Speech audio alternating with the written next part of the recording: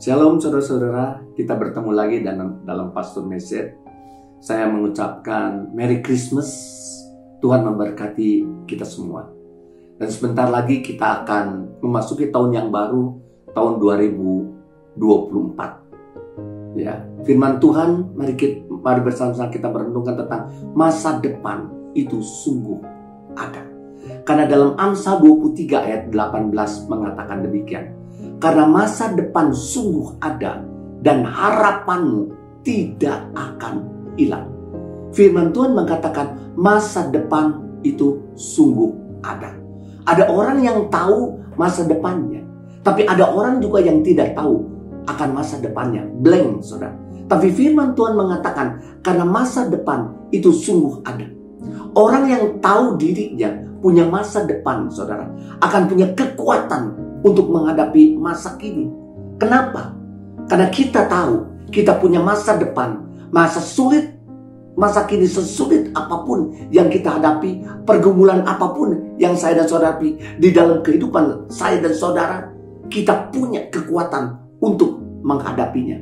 Dan kekuatan itu hari ini ditentukan apakah saya dan saudara bisa melihat, bisa percaya bahwa masa depan kita ada di dalam tangan Tuhan.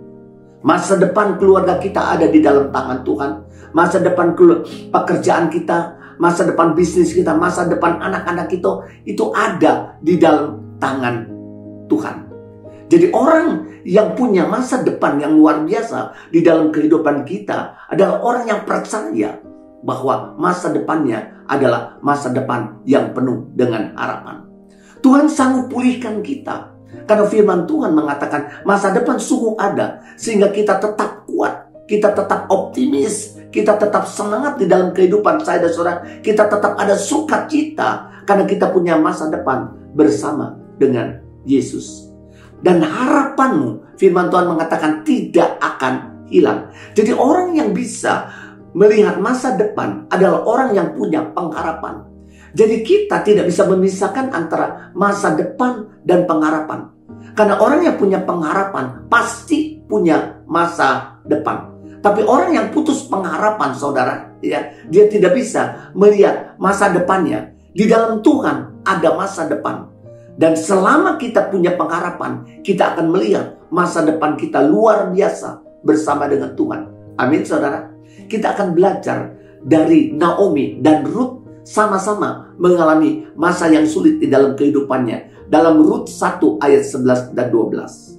Firman Tuhan mengatakan demikian. Ya, Naomi ini hidupnya tidak ada pengharapan. Tetapi Naomi berkata, pulanglah anak-anakku, mengapa kamu turut dengan aku?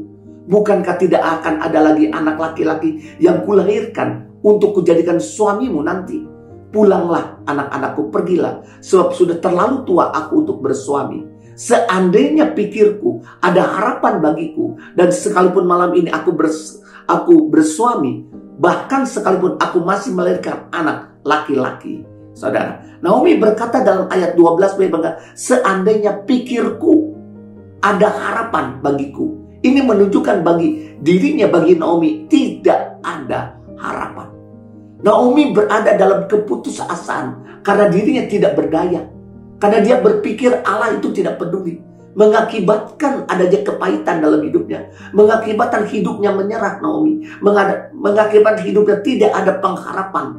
Dan meruntuhkan masa depannya. Kita harus berpegang pada pengharapan pada Yesus. Sehingga kita dapat melewati kesukaran, penderitaan. Dan kita tetap berharap kepada Tuhan. Dan bagaimana sekarang kita melihat dengan Ruth di masa yang sulit, saudara. Ruth tidak meragukan tentang kebaikan Tuhan. Ruth tidak meragukan kasih Tuhan, kuasa Tuhan. Sekalipun dia juga harus melewati kesukaran, kesulitan yang berat di dalam kehidupannya. Sama-sama menjadi janda. Tapi keyakinan dan iman Ruth terhadap Allah tidak menjadi goyah. Bahkan Ruth membangkitkan imannya pada Tuhan. Membangkitkan pengharapannya kepada Tuhan. Karena Ruth percaya bahwa dirinya memiliki masa depan yang luar biasa. Dia berjuang, Ruth itu kerja, kita tahu, kerja keras di ladang Boas. Saudara, imannya seperti bersama dengan pengharapannya yang benar. saudara. Semangat, dia tetap semangat dan dia tetap optimis di dalam kehidupannya. Ruth hidupnya tidak putus asa seperti Naomi. Dan Ruth tidak tertular oleh Naomi, saudara. Tapi hidupnya optimis terhadap masa depannya dan dengan penuh pengharapan. Dan kita tahu akhirnya Ruth menikah dengan Boaz. Bagaimana supaya kita tetap memiliki pengharapan di dalam kehidupan kita, saudara? Yang pertama, kita harus percaya bahwa saya dan saudara lahir karena Tuhan punya rencana dalam kehidupan saya dan saudara. Kita lahir untuk menggenapi akan rencana Tuhan dalam hidup kita. Karena itu, hiduplah untuk rencana Tuhan.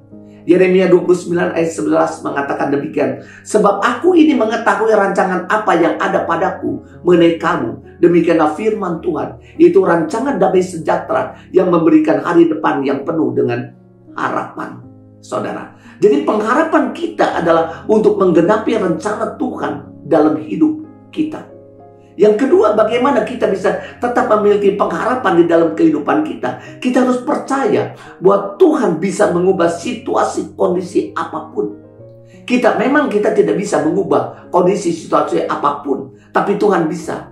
Karena Roma 8 ayat 28 mengatakan demikian. Kita tahu sekarang bahwa Allah turut bekerja dalam segala sesuatu. Jadi segala situasi kondisi apapun, saudara, untuk mendatangkan kebaikan bagi mereka yang mengasihi Dia. Yaitu bagi mereka yang terpanggil sesuai dengan rencana Allah. Jadi kekuatan kita sehari ini sangat ditentukan seberapa besar kita meyakini dan mempercayai bahwa kita punya masa depan di dalam Tuhan. Amin, saudara. Tuhan Yesus memberkati kita semua.